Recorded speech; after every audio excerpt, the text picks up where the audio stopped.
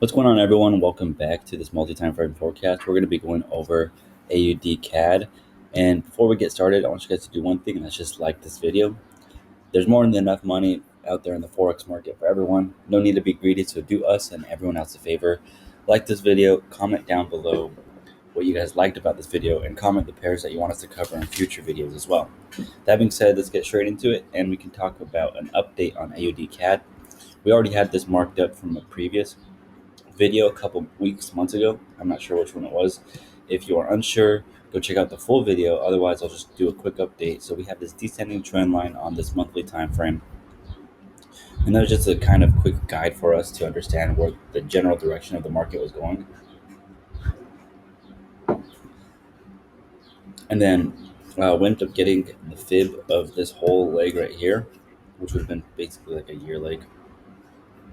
Sorry, no, this leg right here. I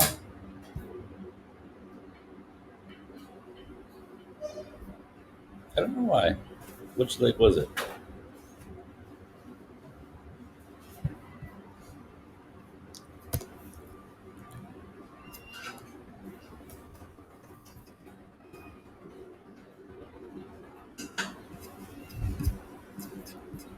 Sorry, it's 88, not 78.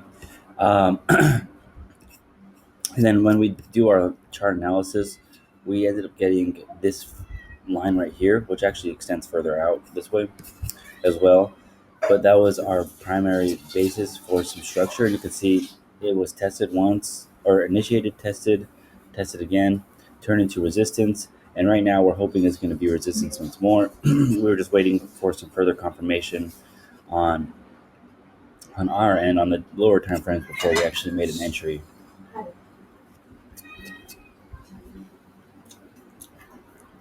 So what I wanted was a test and a retest of this area of structure, and that's exactly what we got. So if you missed it already, not a problem, because we could be seeing another retest up here. But we got exactly that. So we had this first wick up here, which was testing this area. It obviously got rejected, and then we came up strong bullishly. It looked like we might have been able to break it, but then we had this huge bearish candle right here as well. So the thing is, we do have an impulse to the upside on these last two candles, so we could have a possibility of it going in the long direction, so maybe up to here, and then it can start fizzling out and going sideways for a bit, or it can just treat this as support. But if we go down to the daily time frame, we can better understand why that happened. So we have this W pattern formation, and with these W pattern formations, they're basically, for people who don't trade harmonics, just a simplified version of harmonics. Whenever you get a W like this, you're likely going to make it to the neckline, and that's exactly what we did right here. And right now, because we did that, we're actually testing this neckline somewhat as support. So it's a little bit difficult for us to get in on this trade. I'm already in on it because my limit was hit, and I'm in the profit currently. But we are treating structural areas as support once more. So we have to make sure that we can break through this area and then maybe do another retest of this area as well before we can confidently get in there or look for another entry. But as of now, it's okay. As of now, we can just, if you already hit in this trade, just look and monitor it every 4 hours, because you could see a possibility that it's going to continue upward and just close it out. However, for now, I'm just going to be leaving my stop loss the way it is.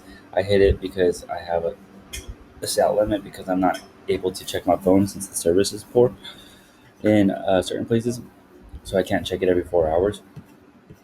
But if I was back in America, I would definitely advise you to do what I would do, and that's just to monitor the charts every couple of hours, just to make sure that your entries are valid before you enter fully, and also allowing you to have dynamic manual trailing stops. So this is AUDCAD. It did hit a sell limit. Everything looked like it was ready to go, but then we had this huge impulse to the upside on the weekly time frame, which could be potentially problematic. And now we're treating previous support as resistance, or sorry, treat previous resistance as support on the daily time frame as well. So we have two problematic issues that could be potentially going against us. However, the setup seems to be still valid.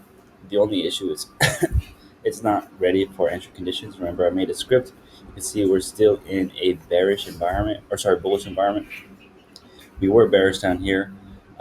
So we want to make sure that we are in a bearish environment once more before we get started. So this is AUDCAD. Just monitor it a little bit, make sure that we can have a clean break through that area of structure like I was telling you, somewhere around here, and then retest it as support. If we do that, we're going to be readjusting our um, stop loss and entry as such.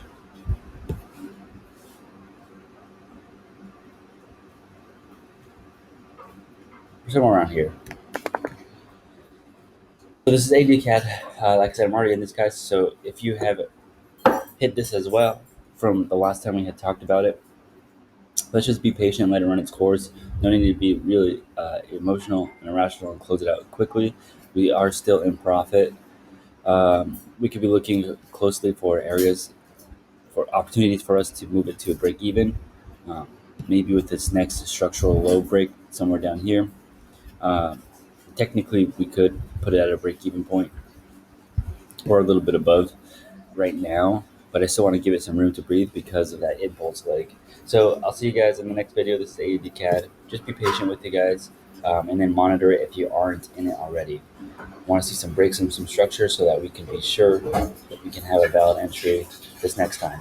See you guys in the next video.